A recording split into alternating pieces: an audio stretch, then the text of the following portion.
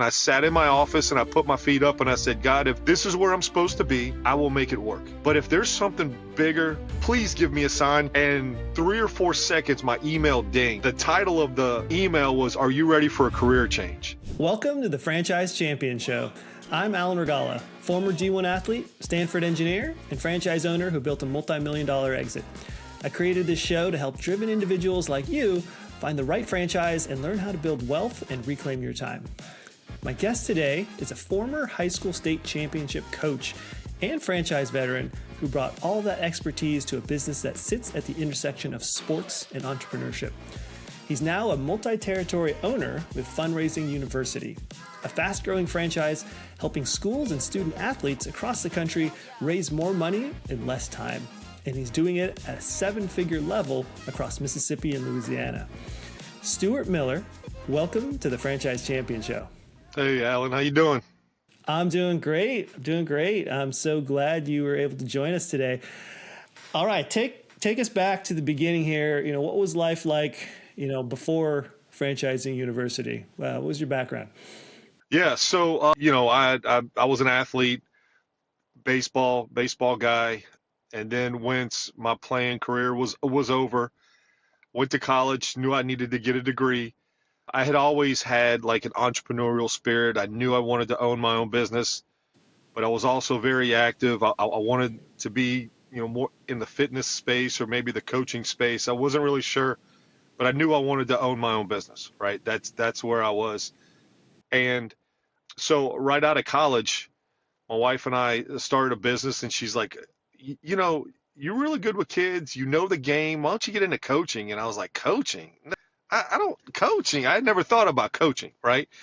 And so I did. I got into coaching, and I knew in about 30 seconds, like, this is awesome. Like, I love this. And first couple years, I had a lot of success. I won a state championship in my second year as a head coach.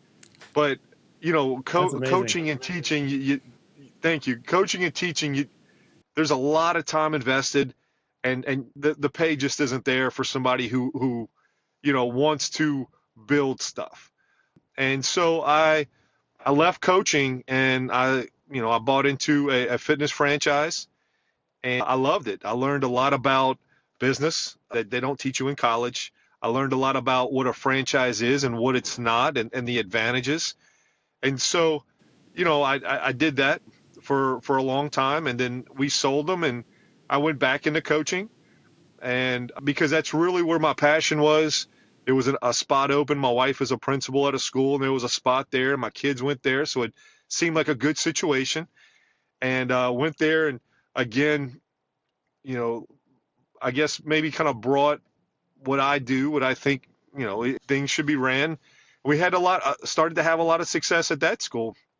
And 4 years ago, I remember I was at that point again where I love coaching, but I want to make money, right? I love coaching. Yeah. I got 3 kids, 3 girls. I got to send them to college, all that stuff. So we're at that crossroad again, Alan, where it's like, oh man, I love doing this, but I'm not making any money. And yeah, exactly. And so, and so I was kind of at a crossroads, and I don't know if people are religious or not, but this is what happened. I sat in my office and I put my feet up and I said, God, if this is where I'm supposed to be, I will make it work. But if there's something bigger, please give me a sign, because I'm struggling, right? And in about 3 or 4 seconds, my email dinged, and I was like, there's no way. Like stuff just doesn't happen that fast, right? And I said, I better check that out. And I looked, and it was an email from Mike Bahoon, the founder of Fundraising University. And the title on the email was, Are you ready for a career change? And I was like, there's no way. Like, there's no way that just happened, Alan. And I said, well, it's what I asked for. That's right. I just, it's what I asked for, so I better check it out. So I clicked on the email, and it went through. Are you passionate about sports? Are you passionate about owning your own business? And I was like, yes, that's me. And so I was on the phone with Mike in about 10 minutes, and he explained what what we do. He said, we run fundraisers for high school teams, and we have a specific system that makes it easier on coaches. We know the things that really work because they've been doing it for 20 years. And I was like, I don't like running fundraisers for my own teams. Why would I want to do it for a living? And he said, like, you've got to experience it. You have to experience it. So I went out to Arizona for a week. And again, it was just like the deja vu, like, with the coaching, I knew in 30 seconds, wow, this is something big. I don't understand how big it is yet, but coming from coaching, coming from a former franchisee, like this was it, like, because it put everything together, and it was already packaged and successful. So when I was looking to, get out of coaching and get back into the business, this was it. And so that was 4 years ago. Came back to Louisiana, started operating one territory, grew that, purchased two more the next year. Now I'm almost to my fourth year. I have 6 territories in Louisiana and Mississippi. I have reps who Wow. work in there. I still run fundraisers. We were just talking. I'm kicking off one here in about an hour with a 100-person football team. And the biggest That's thing awesome. is I wake up every day. I'm excited about what I do, right? And I'm not stuck behind a desk. I'm able to provide a nice living for my family. I'm still involved in sports. I'm still involved in business.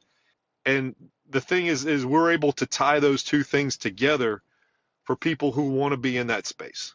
That's awesome. That's awesome. Okay, let's unpack this a little bit. Get a little bit more details on how this works. So first of all, obviously fundraising. That's a huge thing. I mean, you hit the nail on the head there when you said, like, I don't even like fundraising for my own kids. Like, I'm a parent. I have kids in sports, and nobody likes fundraising. It's like a pain in the butt.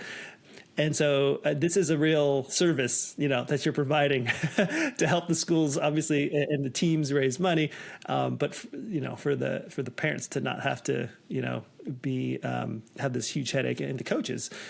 So tell us, like, what types of schools, what types of organizations that you help specifically. Yeah. So we have a specific system that we use, and it's called the Blitz System.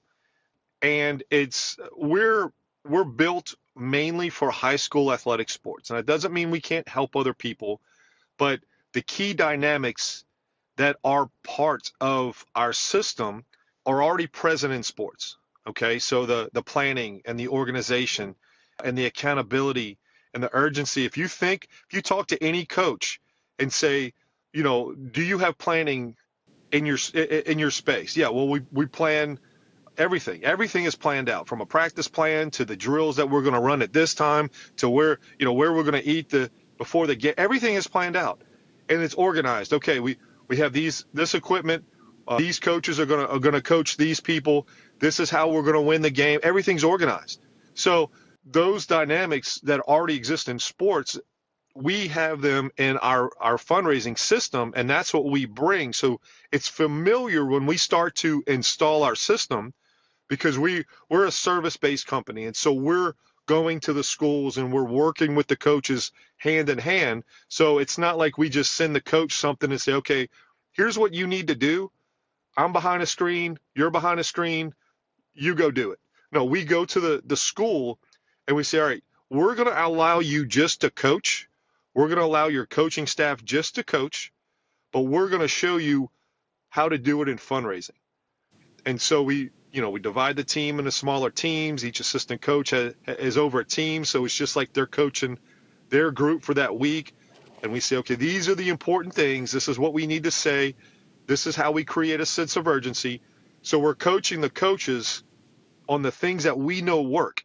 And too many times, the coaches, most of them, they just want to coach. And so it's like, all right, I'm going to let my parents, or I'm going to let my booster club handle the fundraising.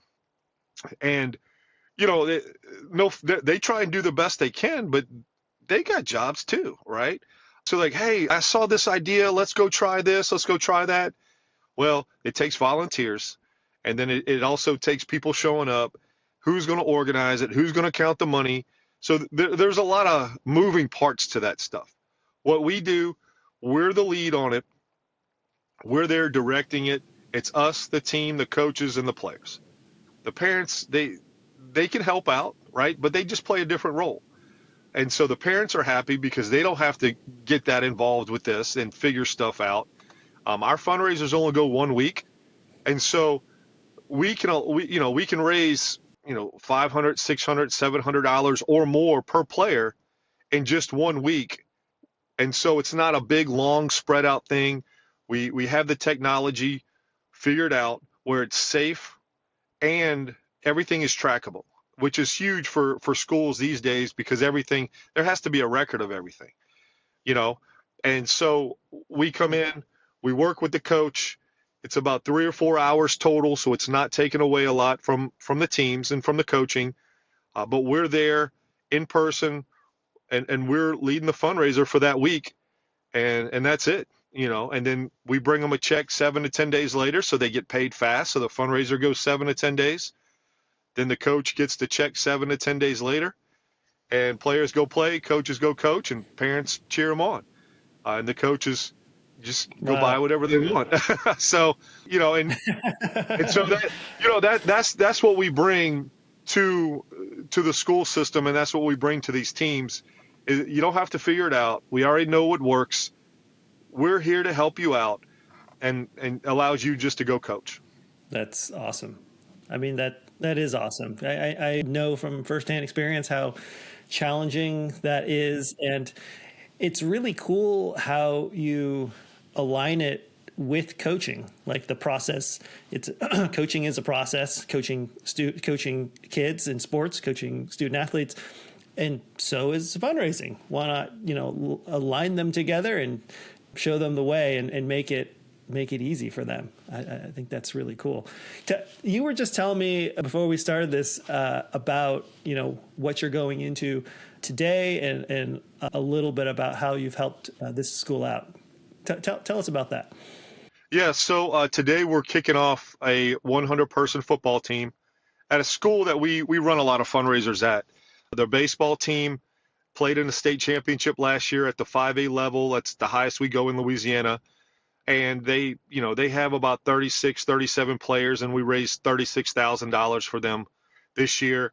So they have the camera system, the 4 or 5 camera system all around the field where, the pitcher comes off the mound and he can go to an iPad and look and see exactly where he missed on a location, or a hitter can come out the box and say, okay, where did the guy get me out?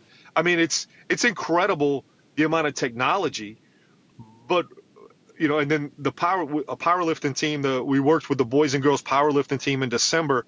Their girls just won the Louisiana State Championship powerlifting team, the state championship. But what it did for them was they had the nutrition to keep their athletes healthy. They probably, between the boys and the girls, they probably have 70 lifters. We helped raise around $45,000 for them. They had all the high-tech lifting suits, right? And then they were able to have the nutrition to keep their athletes healthy. They were able to purchase some more things for the weight room, so more people can lift at a time. And so that's where this money is being spent. And listen, you give coaches a blank check, they're going to spend it. They can always find things to spend. But the problem is, in the past, coaches have been expected to win on a budget, right? Hey, we want you to win, but we're only going to give you this money. Like we want you to do this, but we're going to give you this. And so coaches get frustrated. They're like, how am I supposed to do this and with that much money? And then you get into the fundraiser of the month. Well, we need to go buy this, so let's do a fundraiser. It doesn't go very well, and because they're not fundraising experts, they're coaches. Now, okay, that one didn't go well, so now we got to do a fundraiser next month. And now the parents are like, come on, really, again? And so what we do is we say, okay, we're going to run one fundraiser for 1 week. Everybody's all in. We're going to get you all the money you need. And then for that 1 week, we have a sense of urgency. We make a ton of money, and then the coaches can go coach and buy what they need. So we're not playing this game where You need something, let's go run another fundraiser. You needed something, let's go, because that exhausts the communities. And the community's like, oh, like another one? Like y'all just finished one. And so what we've Yeah. discovered is if you run one, you run it the right way, everybody's all in, you're going to make a ton more money during that 1 week than you will over running 3 or 4, and the community doesn't get exhausted. So the next time another team runs one, maybe 2 months from now, another team on campus, they benefit from it because it's not like a team runs a month-long fundraiser, then right behind that's another month-long fundraiser. And so that's what we've done at this school, where each fundraiser is only a week.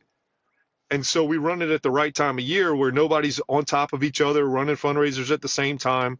The community gets a break instead of keep asking. The community gets a break, and then the teams are making a ton of money.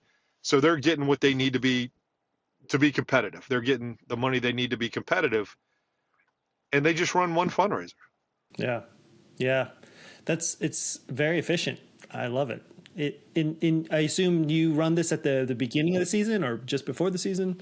This is part of the strategy. So it's really important that you run fundraisers at the right time of year, okay? And typically when we run them, that we know is the best time is after a team has their team picked, and then before their first game or their first match or whatever. That time frame in there, because one, the coaches are seeing the players every day, so there's that accountability factor, right?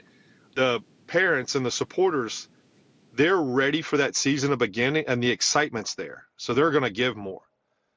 And then once the season starts, we don't run any fundraisers during the season at all. And so that's how we're able to space these things out. So we may run, you run here in Louisiana, baseball starts in January. So we may run baseball in January, and then we'll come back with softball and run it the middle of February because they start later. So now you've got 6 weeks where no one was asked for anything. And then you got track at the end of March. And so we're able to space it out where we're not getting into people's seasons, but we're running it at the right time where the community's ready to watch these athletes play. They're ready for baseball. They're ready for football.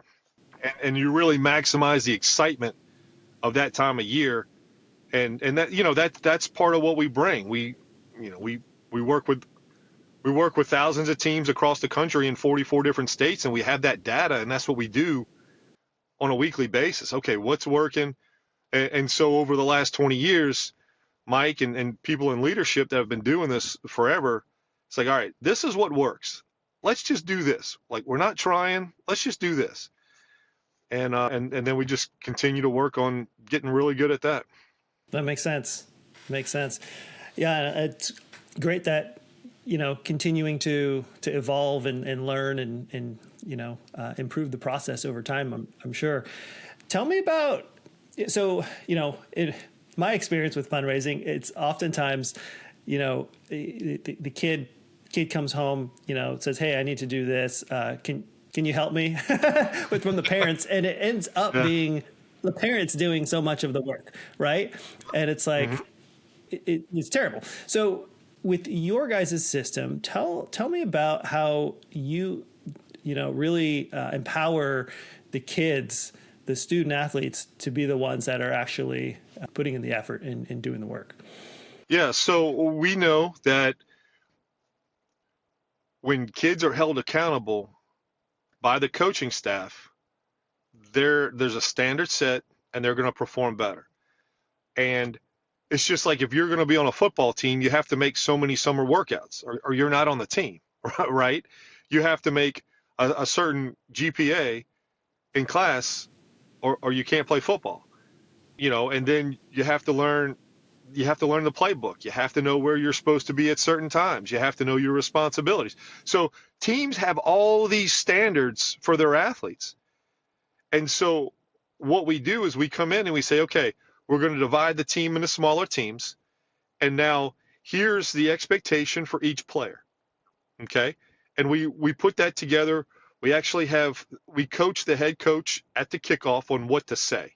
So the coach sets the expectation, And then our part of our system is there's some accountability checkpoints along the way, where 5 minutes at practice, the the coach says, all right, get in your lines.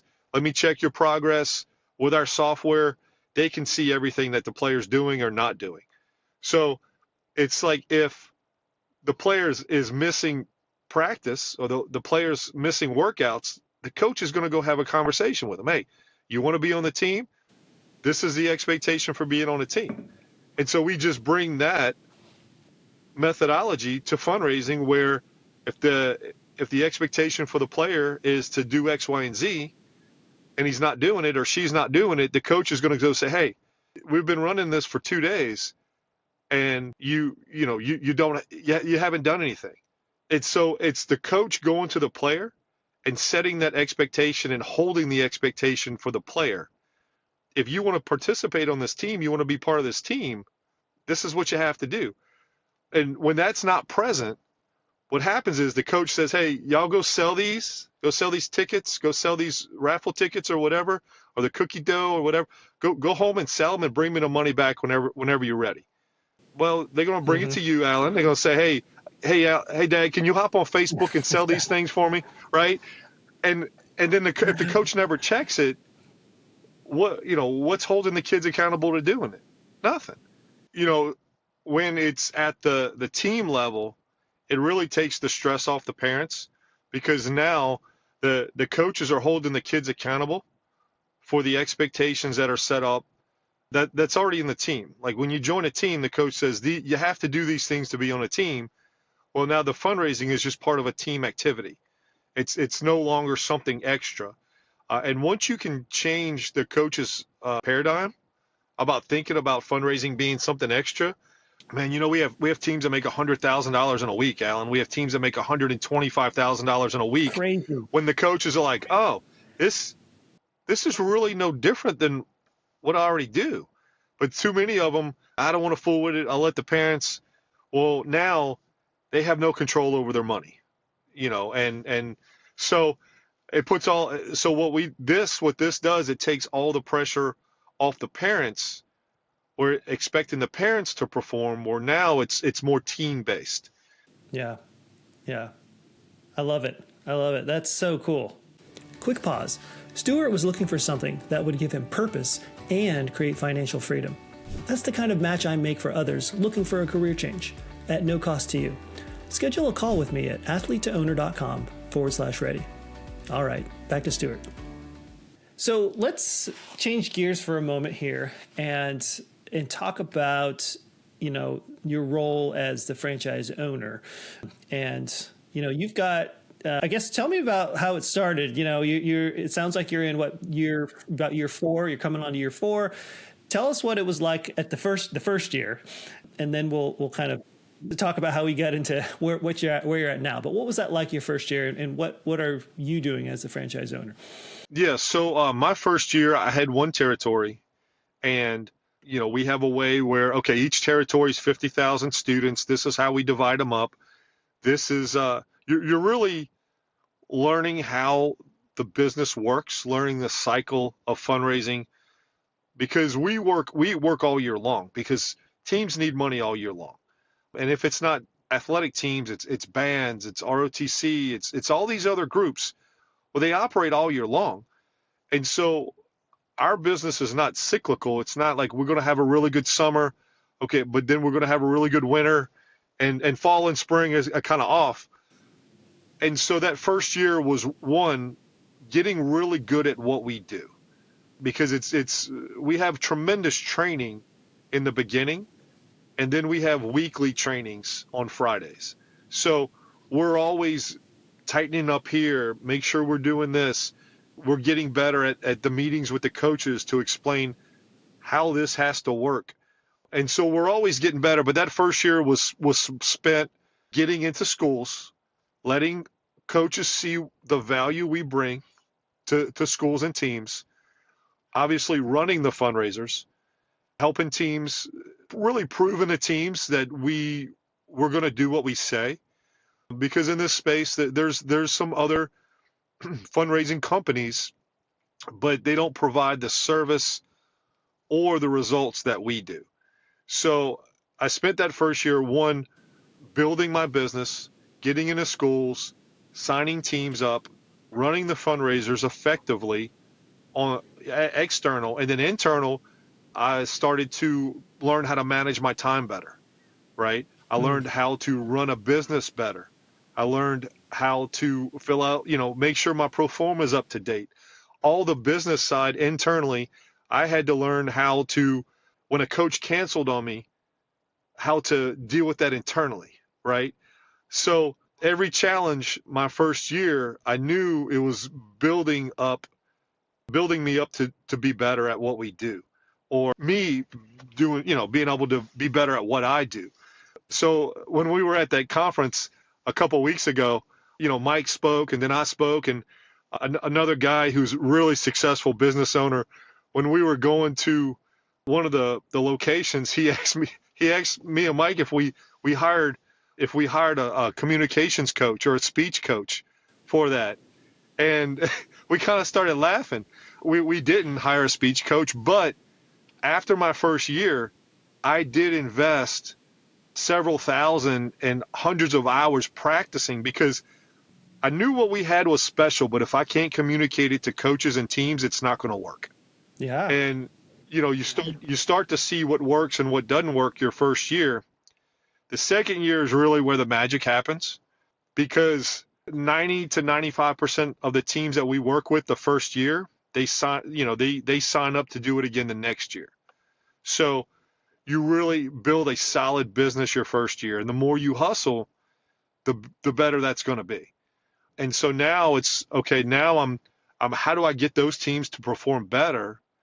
And then I got to go fill in the gaps with other teams. And you'll have some teams, they may not want to do it the first year. They're like, I'm just going to wait and see. You're saying some big numbers. I've never seen it. I don't really believe it. So they Mm-hmm. don't want to jump in and be the first one in case it flops, right? And so that second year, when you really have proven that you're there for them, one, you're providing the service, two, and you can provide and you can produce the numbers, three, that's when a lot of the larger teams come on board. Because they know they're going to make a lot of money, and they sometimes they don't want to take a chance on leaving what they're doing until somebody else does it, right? And so that first year was really externally building my business through my territory, internally me getting better and being coachable and recognizing what I need to do. That's awesome. That's so cool. So yeah, you're building the foundation that first year, learning, figuring things out, both externally and then internally as well. I love that. Getting your foot in the door so that, and maybe you're not starting with the biggest teams, but the ones that are willing to work with you and give it a shot. And then you've got the other ones waiting on the sidelines, seeing how it goes. And I love that. First of all, this, everyone who is interested in business ownership would love to have recurring revenue, right? Have repeat business, so you're not having to chase down, new leads, new people. And this is that. It sounds like you got 95%, people coming back to you that next year to do it again. Is that right? That's right. Yeah. So 90 to 95%. I think our company-wide, we're around 85%, which is still, think about it. 85% of your customers are going to come back. You don't have to go look for 100% new customers.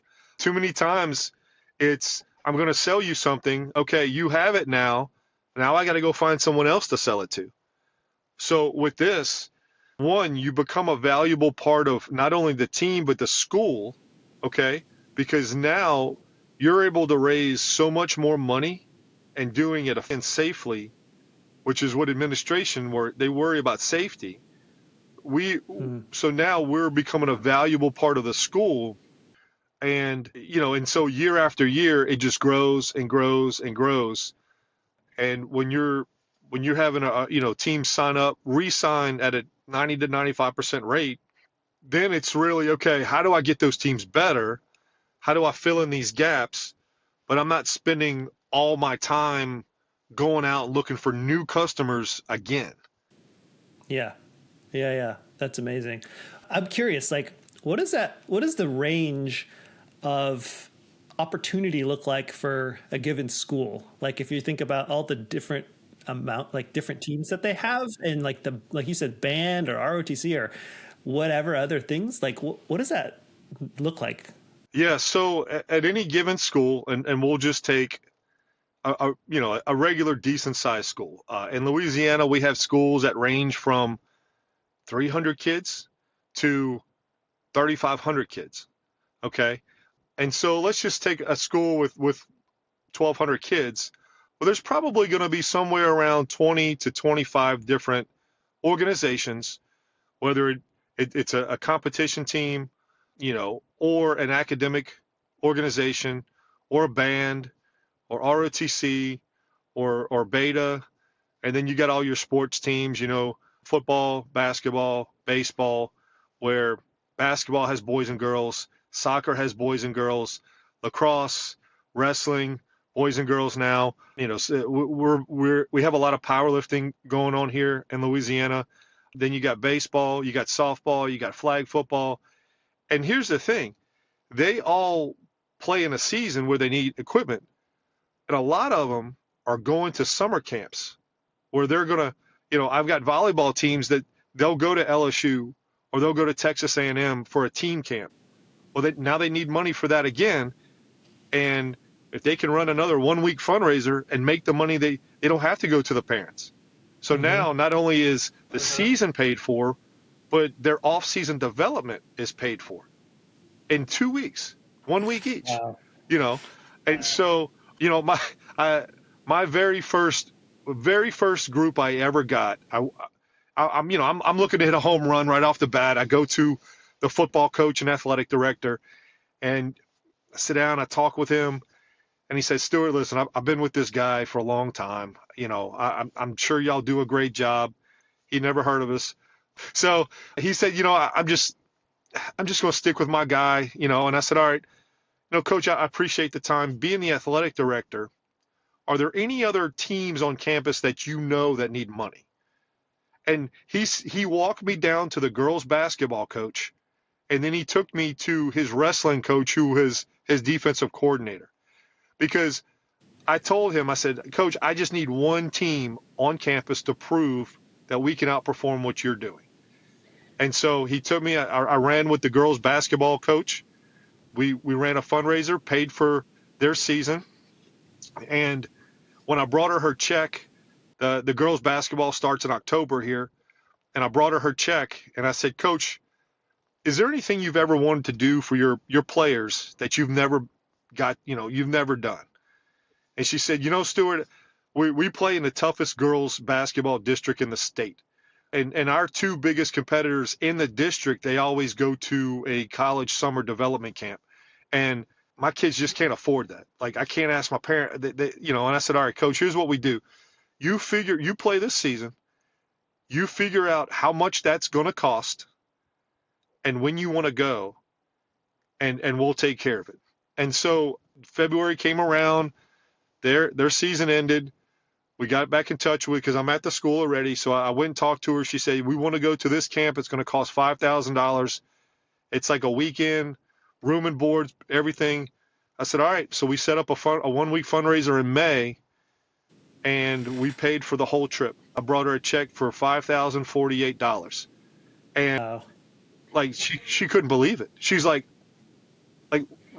this is unbelievable. And I'm not saying it was because of this, but the next season they beat both of those teams in their district, and they went the furthest they have ever gone in playoffs. But here's as a coach, I'm thinking, now my players don't think they're at a disadvantage. Maybe the skills didn't improve, but they have the same opportunity as the two teams that always beat them in district.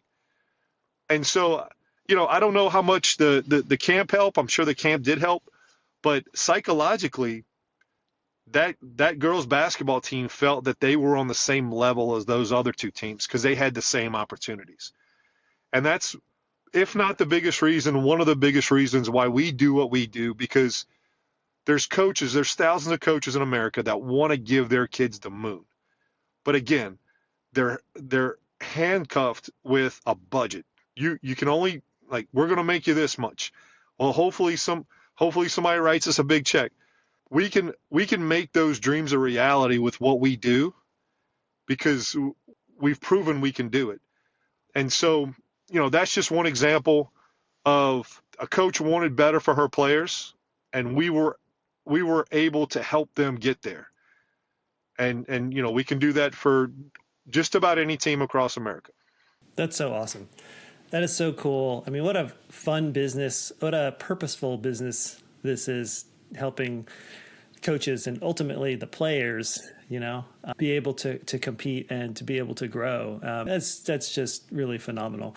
Okay, so let's fast forward a bit from that first year experience of building the foundation, and what did your last year look like, and talk about, what your role is, and if others, if you have team members, and not, and what they're doing.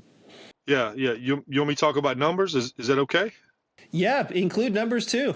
Yeah, okay. If you're comfortable. All right, listen. I'm just a coach that was walking the gym floor and walking the baseball diamond 4 years ago. So I'm not anybody special, right? But athletes and coaches, we have a tremendous work ethic, and I think, and we're determined, and we know how, we're coachable, and we know how to follow a system, and that's what we do as athletes and coaches. Is we just tell me what to do and we're going to do it. So that was my mindset going into this.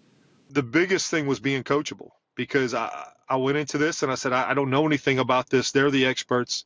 Teach me everything you know, like everything.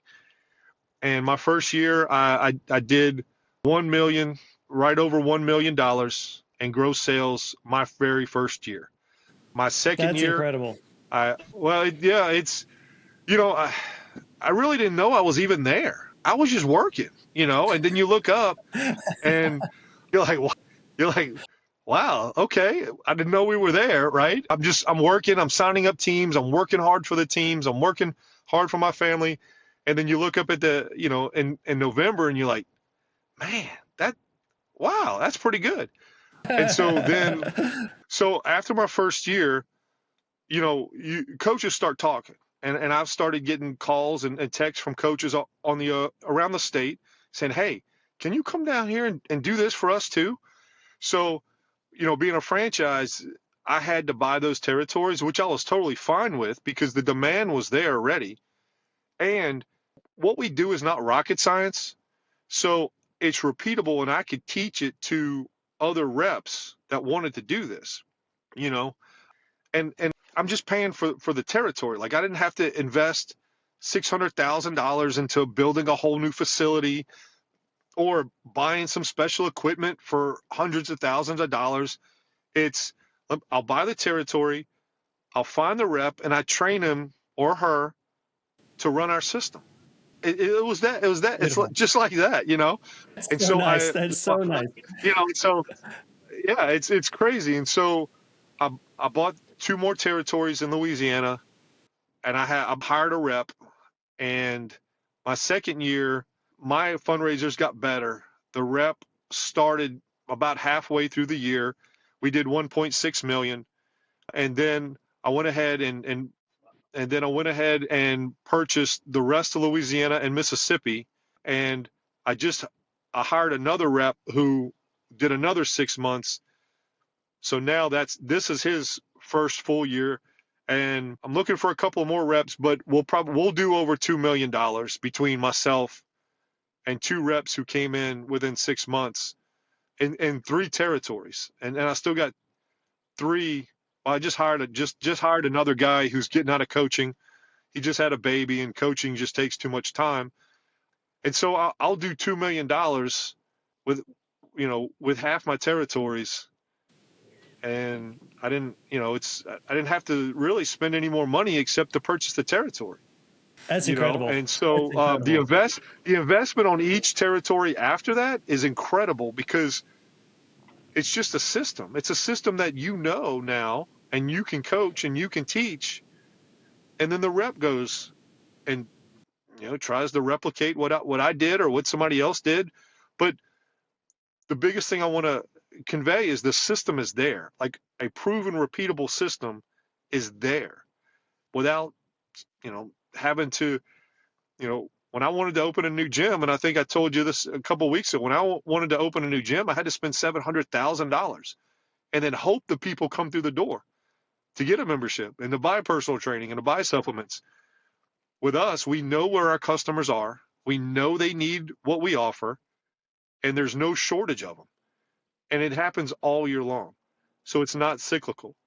And once you do a good job for one team, other coaches are like, oh, you made how much in a week? Yeah, can you come do that for us? Because I'm tired of doing all this other stuff. I just want to coach. And that's how this business grows.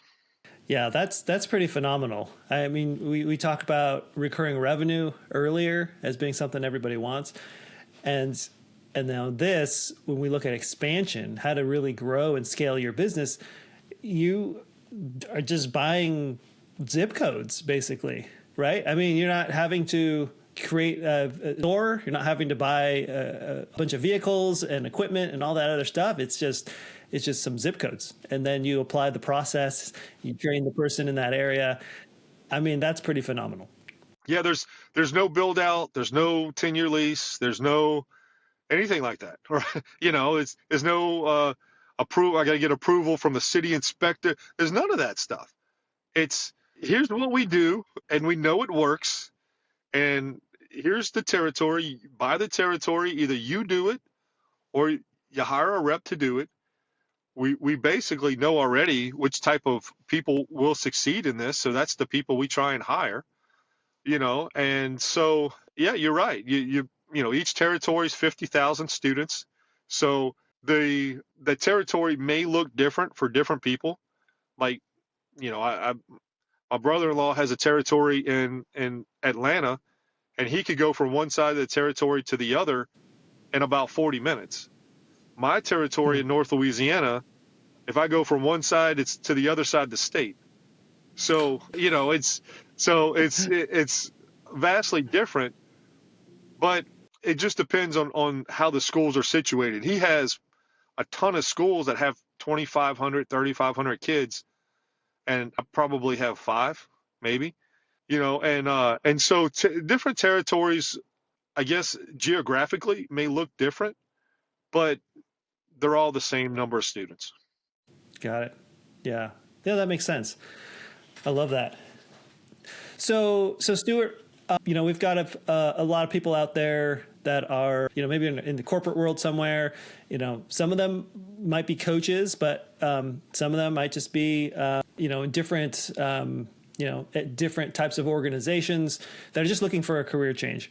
So I guess, do you have to be a coach to be good at to be good at being an owner of this business, Fundraising University? No. You don't have to be a coach. I would say right now, 50% of the people in our organization came from the corporate world. They, for whatever reason, they were sitting behind a desk somewhere, or they were, on a clock somewhere, and they said, you know what, this is not what I want to do. This is not for me. The guy I just hired, he said, what am I going to do? Like, he was a teacher and a coach, and he's like, what am I going to, I could go spend $5,000 and get another degree, and I'm going to get a $300 pay raise bump. The numbers don't equal out. And so, this is for anyone who enjoys being in the community, enjoys helping people, enjoys being around sports, and wants to dictate your level of income. Okay. If you're the type of person that wants to have control over that, we have an environment where it's fast paced. Okay.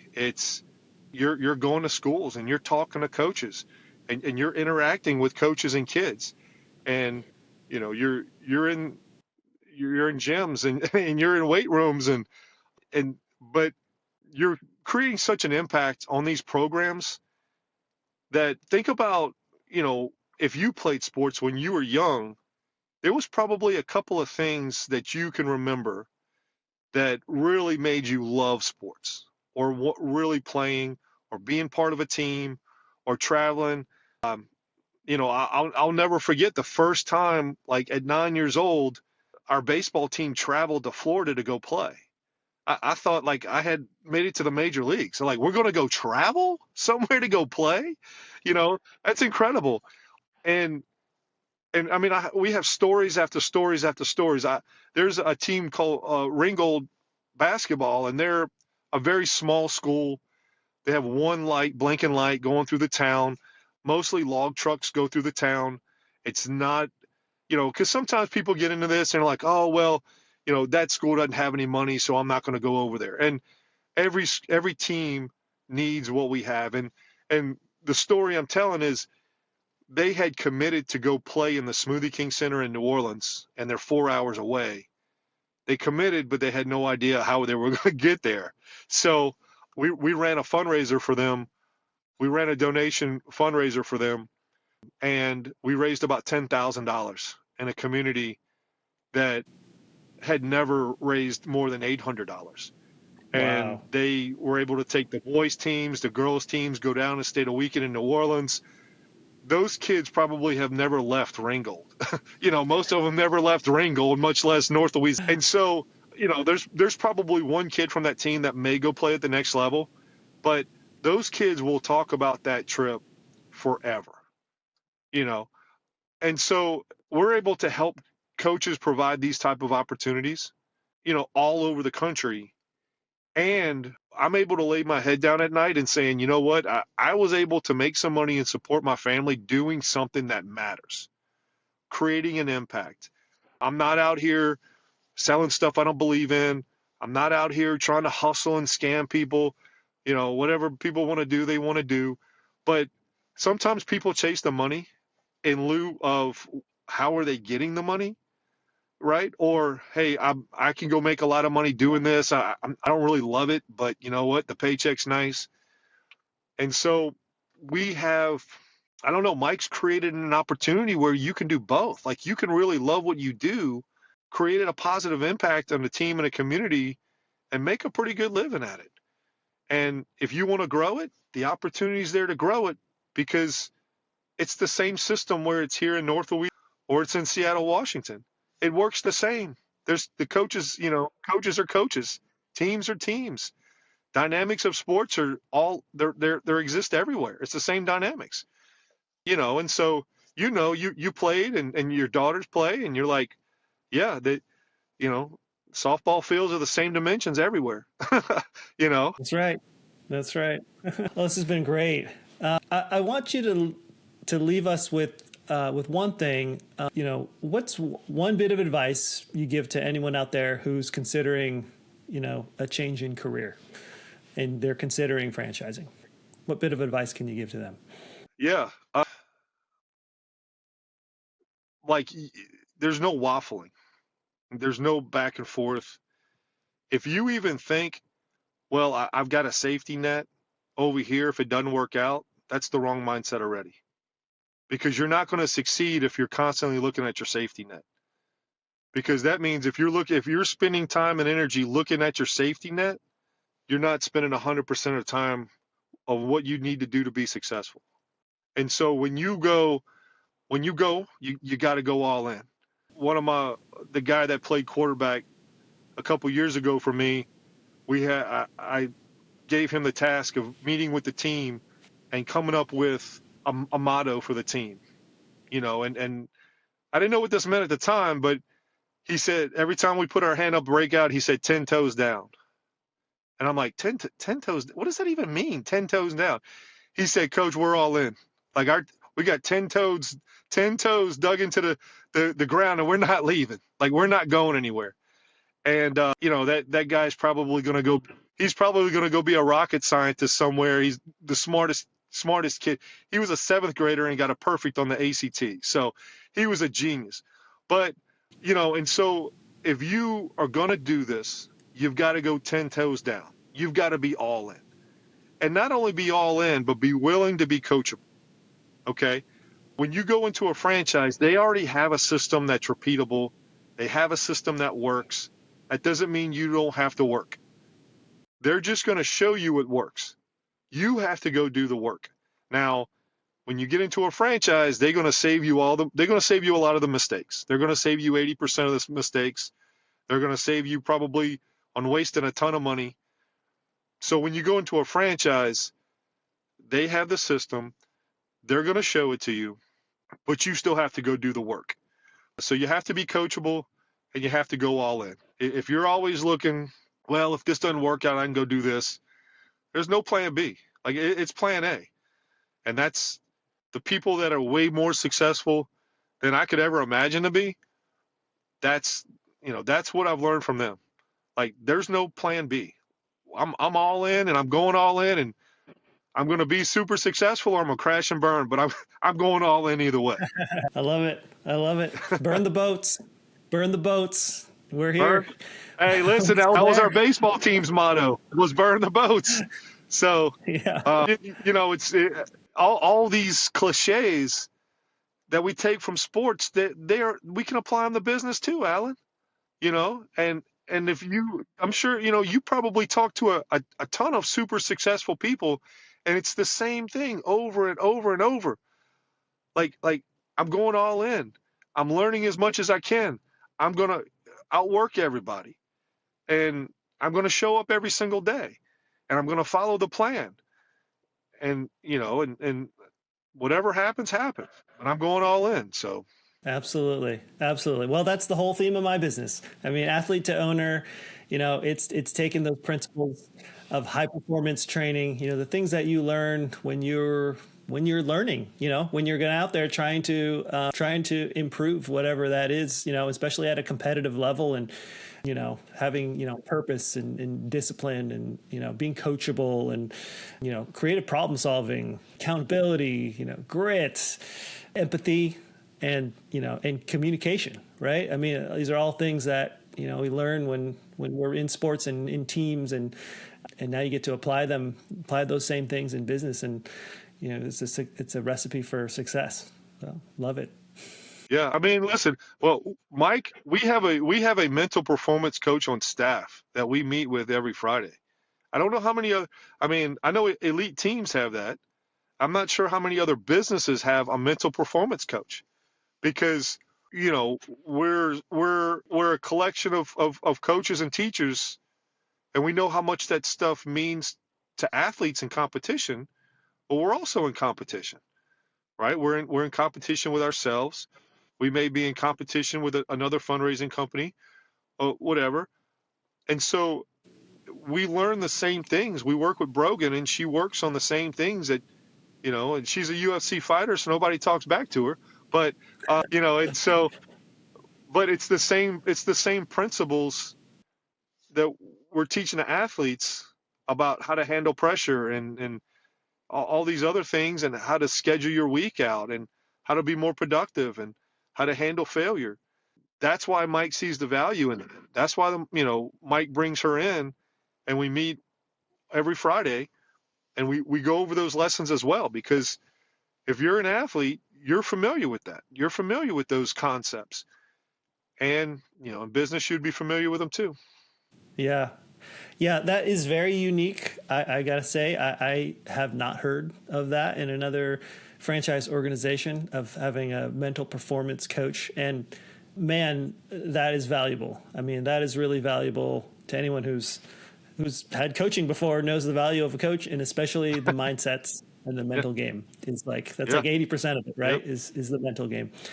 Yeah. Kudos to him for putting that into place, and kudos to you for taking advantage of that and all of the amazing work that you've done and the business that you've built over the past few years. That's really exciting. And, I appreciate you sharing all of your nuggets of wisdom with us. And, thanks for being on the show, and congrats on being a franchise champion, Stuart. Thank you, Alan. Anytime. No, people may not want to hear me come back, but I'm always excited to talk about what we do. So no, your enthusiasm and your passion for what you do really comes through. And I mean, that's what business is all about, is finding something that you love, that you can contribute to and have an impact on the people that you serve. Also make a great living, and have it really be in alignment with who you are and what you're trying to achieve and have an impact on the world. Yep, there we go. All right. Thanks, Stuart. All right. Well, I appreciate your time having me on. Thanks, Alan. Fundraising University is a compelling model, low overhead, recurring revenue, and a mission that matters. Stuart is crushing it because it's the right match for him. If you're wondering what the right franchise looks like for you, that's the conversation I have every day, at no cost to you. Book a call using the link in the show notes or head to athletetoowner.com/ready. I'm Alan Regala, helping you become a franchise champion. See you in the next one.